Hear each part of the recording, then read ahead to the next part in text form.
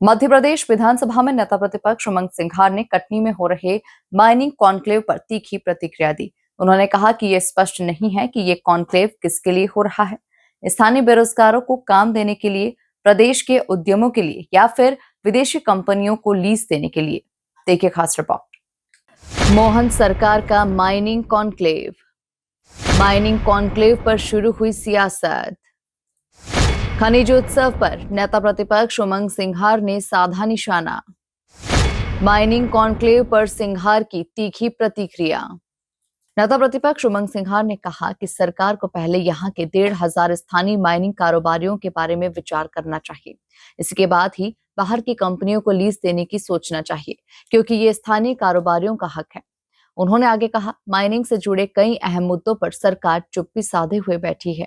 भाजपा सरकार कटनी के अंदर माइनिंग कॉन्क्लेव कर रही है। आज खूब प्रचार प्रसार किया जा रहा, लेकिन ये प्रचार प्रसार करने के बाद भारतीय जनता पार्टी क्या स्थानीय लोगों को रोजगार देना चाहती है? मध्य प्रदेश के उद्योगपतियों को के लिए है कि बाहर की कंपनियों के लिए?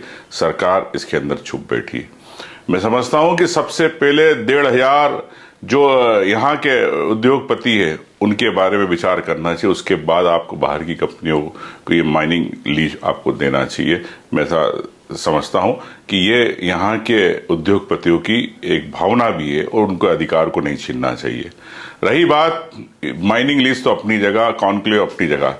क्या सरकार कई ऐसे मुद्दे हैं जो माइनिंग से जुड़े हुए, उस पर चुप क्यों बैठी है?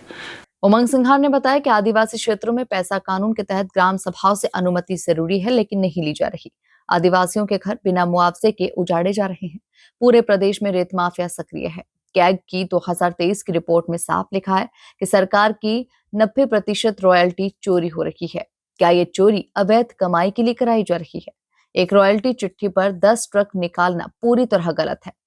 सिया के तहत 450 डिम्ड परमिशन दी गई, बिना बैठक के कंपनियों को परमिशन दी गई और एक एक कंपनी से 3 से 4 करोड़ रुपए की वसूली हुई।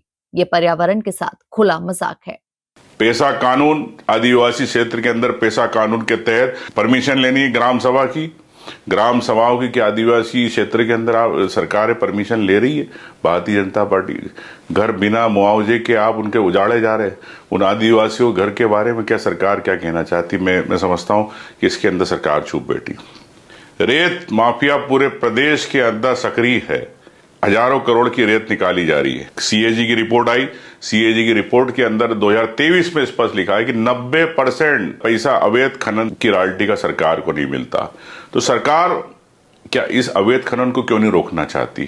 क्या सरकार के पास तंत्र नहीं है कि क्या जानबूझकर? नेता प्रतिपक्ष उमंग सिंघार ने डिस्ट्रिक्ट माइनिंग फंड पर भी सवाल उठाए। उन्होंने कहा कि पिछले 10 साल में 13,000 करोड़ की राशि जमा हुई, लेकिन ये पैसा उन लोगों के विकास पर खर्च नहीं हुआ जो खनन से प्रभावित हुए।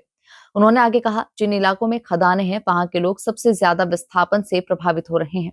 उनके घर टूट रहे हैं और उन्हें मौलिक सुविधाएं तक नहीं मिल पा रही। ये मोहन यादव सरकार की निर्ममता का परिचायक है।